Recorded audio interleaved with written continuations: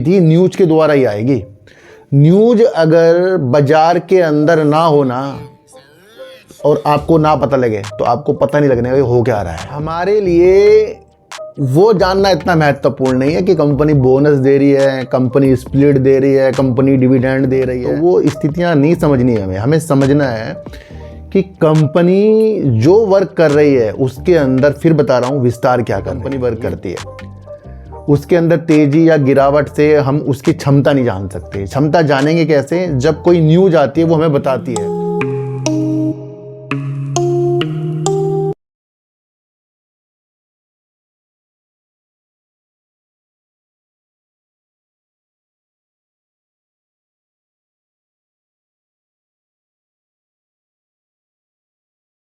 नमस्कार, मैं स्वागत करता हूं आपका अपने ही चैनल पर जिसका नाम है सार्थक बाजार से। आज बात करेंगे अडानी पावर की। अडानी पावर वैसे ही फोकस में है, पिछली कई परियोजना ये ताप विद्युत में जीत रहा है और भूटान की तरफ भी इसने परियोजना को जीता है। दूसरा एक न्यूज निकल कर हो रहा है, ये कंपनी स्प्लिट भी कर रही है। उन रणनीतियों को समझेंगे, इसकी क्षमता को जानेंगे, फंडामेंटल चेक करेंगे और बहुत कुछ अडानी पावर के बारे में आज हम समझेंगे। दूसरी बात करेंगे सुजलोन एनर्जी के अंदर एक न्यूज़ निकल कर आ रही है।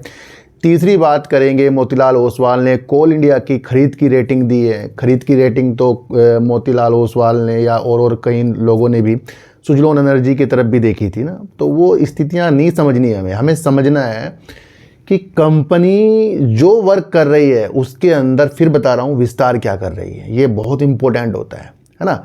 तो हमें धुंधली चीज़ों की तरफ नहीं बढ़ना है, हमें समझने की स्थिति की चीज़ बढ़ना है। और आज हम जानेंगे कि स्टील की डिमांड बढ़ रही है। देखो तो क्या होता है कि स्टील के ऊपर काफ़ी कंपनी वर्क करती है, उसके अंदर तेज़ी या गिरावट से हम उसकी क्षमता नहीं जान सकते। क्षमता जानेंगे कैसे? जब कोई न्यूज आती है वो हमें बताती है कि स्टील की मांग बढ़ने से 2030 या 32 तक जो कोकिंग कोयला होता है ना, उसके आयात में, यानी कि हम जब आयात करेंगे स्टील के सेक्टर के लिए कोयले को, तो वो 42% तक के बढ़ जाएगा 2030-32 तक की। ये न्यूज़ है, अभी इसको डिस्कशन करेंगे हम। तो इससे दो चीज़ हमें देखने को मिल रही है। एक तो कोयले पे कौन कंपनी वर्क करती है, और स्टील सेक्टर में डिमांड बढ़ रही है तो यानी कि स्टील की कंपनियां जो देश के अंदर वर्क कर रही हैं उनके लिए भी अच्छा होगा। तो ये जानने की जो शक्तियाँ होती है ना भैया, इसको आपको डेवलप करना है। आपको एक चीज़ से दूसरे सेक्टर को जानने की विधि न्यूज के द्वारा ही आएगी। न्यूज अगर बाजार के अंदर ना हो ना और आपको ना पता लगे तो आपको पता नहीं लगने का हो क्या रहा है। जैसे नेपाल की तरफ सत्ता परिवर्तन, नेपाल में हिंसा हो रही है, नेपाल की कई चीज़ों को वहाँ क्षतिग्रस्त किया जा रहा है, और जो नेपाल की तरफ कंपनियां वर्क कर रही हैं उसके भी इफेक्ट इससे पड़ जाएंगे। तो जब तक कि हमें कुछ चीज़ें समझ में नहीं आएंगी कि भैया न्यूज क्या चीज़ है, उससे आंकलन आप बिल्कुल भी आगे के लिए नहीं कर सकते। तो कुछ भी बाजार के अंदर कुछ नहीं होगा। जैसे एसएमबीसी है, वो यस बैंक के अंदर अपनी हिस्सेदारी ले रहा, अब उसने अपनी हिस्सेदारी को कोटक महिंद्रा बैंक से भी निकाल दिया है। तो हमें हर एक चीज़ तरफ देखना चाहिए भैया। बाजार जिस तरीके का है ना, उसकी मैं पूरी व्याख्यान आपको कर दूं अगर बहुत छूट मिले, पर उस हिसाब से हम चीज़ें नहीं करते कि हमें उससे भी आगे निकलना है जो नियमों के विरुद्ध हो, है ना। तो हमारी स्थितियां हमेशा आपको उस उद्देश्य के साथ लगी रहेगी कि हमें बाजार को देखना कैसे है, भ्रमित नहीं होना है, लालच को हमें दूर करके चलना है।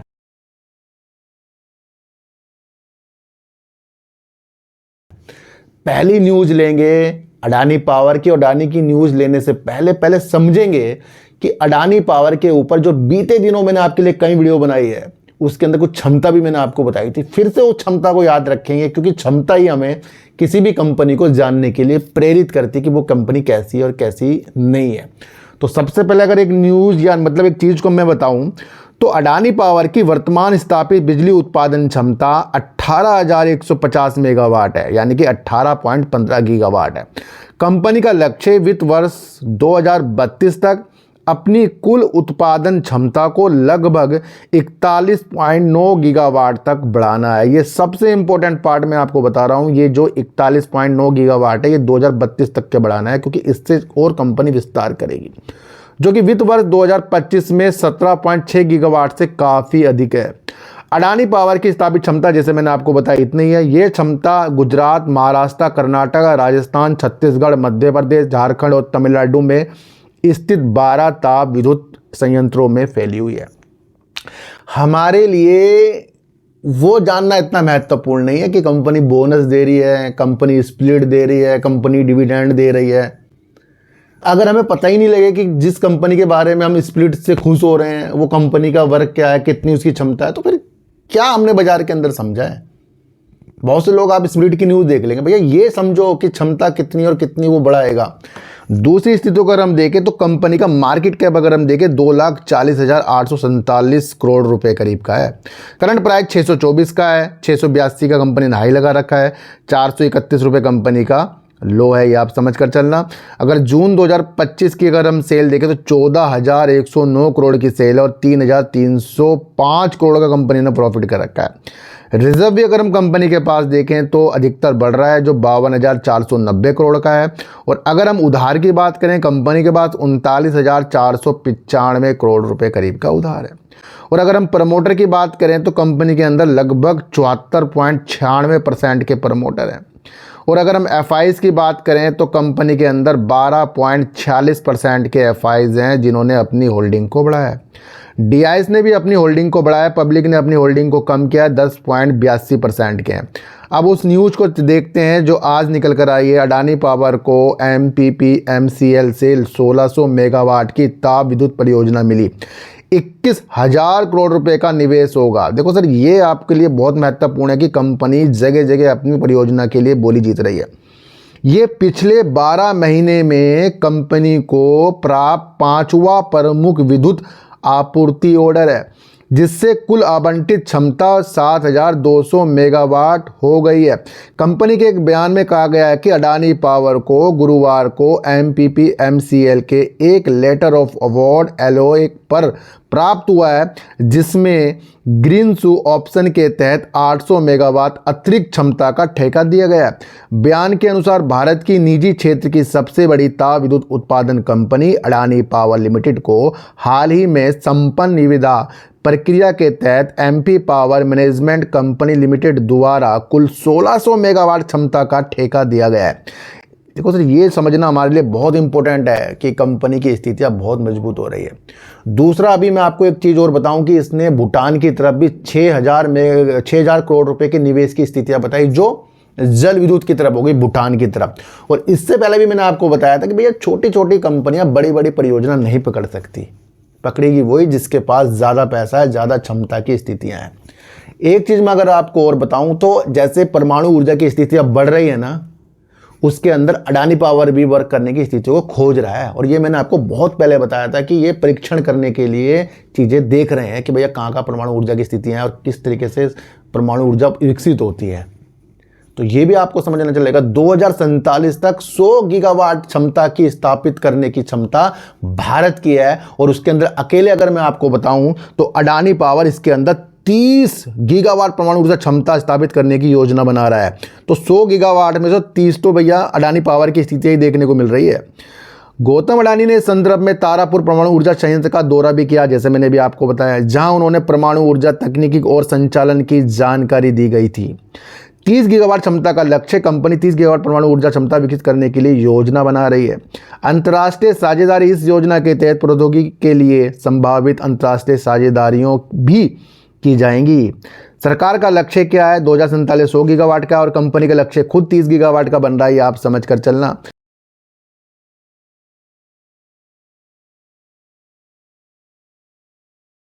अच्छा, एक न्यूज़ और निकल कर आई है। नागपुर कोयला खदान को मंजूरी मिलने के बाद अडानी पावर के शेयरों में आई तेजी।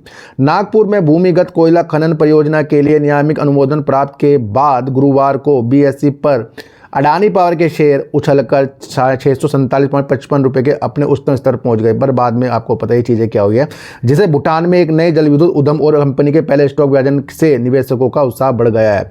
तो ये भी आप समझकर चल सकते हैं। और कंपनी के मैं आपको चीज़ें बताऊं कि भैया 22 सितंबर को रिकॉर्ड तिथि आ रही है, जो न्यूज़ में निकल कर आ रहा है, जहाँ पर ये जिसके पास एक शेयर होगा उसको 5 शेयर मिलेंगे अडानी पावर के। तो ये पहला कदम उठाकर अडानी पावर ने अपनी स्थितियों को मजबूत करने की तरीकों से आगे बढ़ाया है। तो ये सारी रणनीति आपको समझनी है, सिर्फ स्प्लिट नहीं समझनी है, परमाणु ऊर्जा में काम कर रहा है नहीं कर रहा है, क्या क्या चीज़ों के साथ वर्क कर रहा है, वो ज़्यादा इंपॉर्टेंट आपके लिए चीज़ें हो जाती हैं। तो ये आप समझ कर चलें। अच्छा, अब बात करेंगे भैया कोल इंडिया की, और कोल इंडिया से कुछ कुछ चीज़ें और भी समझेंगे। भैया कोल इंडिया करता क्या है, और देश के अंदर स्टील की डिमांड बढ़ रही है तो उससे कोयले कोकिंग की स्थितियाँ आयात में कितनी बढ़ जाएगी, वो हमें समझा रही है कुछ चीज़ें। तो सबसे पहले अगर हम चीज़ों को पकड़ें तो मोतीलाल ओसवाल ने कोल इंडिया के शेयरों को खरीद की सलाह दी है। लक्ष्य मूल्य देखें, मोतीलाल ओसवाल का कहना है कि कोल इंडिया का दीर्घकालिक ताप विद्युत क्षेत्र में प्रभुत्व बरकरार रहेगा। क्यों रहेगा? जुलाई 2025 तक भारत की कुल स्थापित बिजली क्षमता 490 गीगावाट तक पहुंच गई है, जो पिछले 15 वर्षों में 7.8% CAGR की दर से बढ़ती है। जैसे नवकरणीय ऊर्जा ने तापीय क्षमता को पीछे छोड़ दिया, ये मैं आपको बताऊं क्यों। क्योंकि अकेले ही अगर हम चीज़ों को देखें तो 200 गीगावाट 44% हिस्सेदारी जो हमें देखने को मिल रही है वो नवकरणीय ऊर्जा की देखने को मिल रही है, जहां ये सारी चीज़ें इसके अंदर देखो, आप ये चीज़ समझ लेना। दूसरे अगर हम चीज़ों को और समझे तो जो बिजली उत्पादन में 65 से 75% का योगदान कौन देता है? अकेला ताप विद्युत ऊर्जा देती है, जो कोयले से स्थितियाँ पैदा होती है। इसलिए बढ़ती औद्योगिक घरेलू गतिविधियों के साथ कोयले की मांग स्थिर रहने की उम्मीद है। कोल इंडिया भारत के कुल कोयला उत्पादन का 70% से अधिक उत्पादन करता है। तो ये आप समझ कर चलना, कौन करता है? ये कोल इंडिया करता है, जिसमें से 80 से अधिक बिजली क्षेत्र को आपूर्ति की जाती है। तो अकेला कोल इंडिया स्थिति को करता है, और अभी तक कोयला भैया कहीं जाने वाला नहीं है। वैसे धीरे धीरे आने वाला जमाना तो नवकरणीय ऊर्जा का, लेकिन जिस हिसाब से मोतीलाल ओसवाल जी ने एनालाइज किया तो मैं उस हिसाब से आपको ये चीज़ें बता रहा हूँ।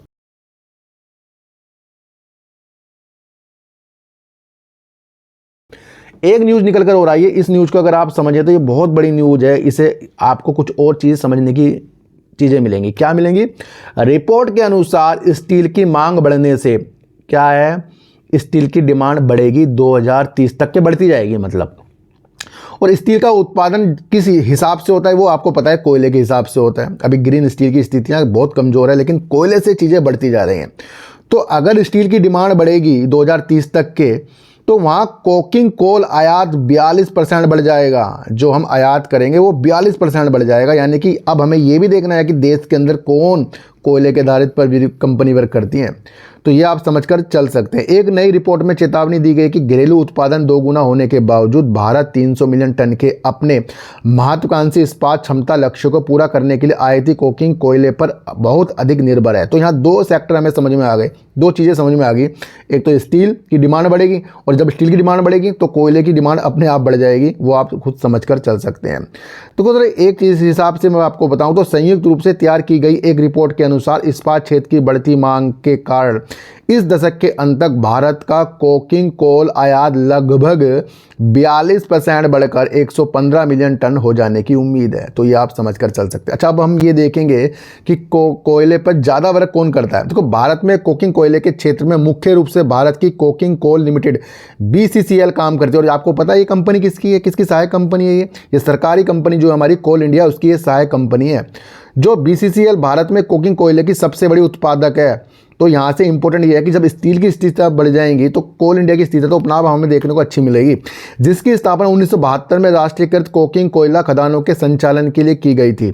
और अगर मैं आपको ये चीज़ें और बताऊं तो भारत की प्रमुख बड़ी बड़ी कंपनियां जो है, जैसे JSW स्टील लिमिटेड और टाटा स्टील लिमिटेड जो कंपनी है, ये कोकिंग कोयले की प्रमुख खरीदार है और आयातक कंपनियां हैं जो कोयले का उपयोग अपने इस्पात उत्पादन के लिए करती है। तो ये दो कंपनियां भी पता लग गई इससे कि जो कोयला इनसे ये खरीद कर अपनी स्थिति को और बढ़ाएंगे। तो इसलिए 42% तक की स्थितियां 2030 तक की इसलिए बढ़ जाएंगी आयात की, कि हमें जो मिशन है स्टील का उत्पादन को बढ़ाने का लक्ष्य जो है उसमें कोयला यूज होगा, और जब कोयला यूज होगा तो 42% की स्थिति बढ़ जाएगी।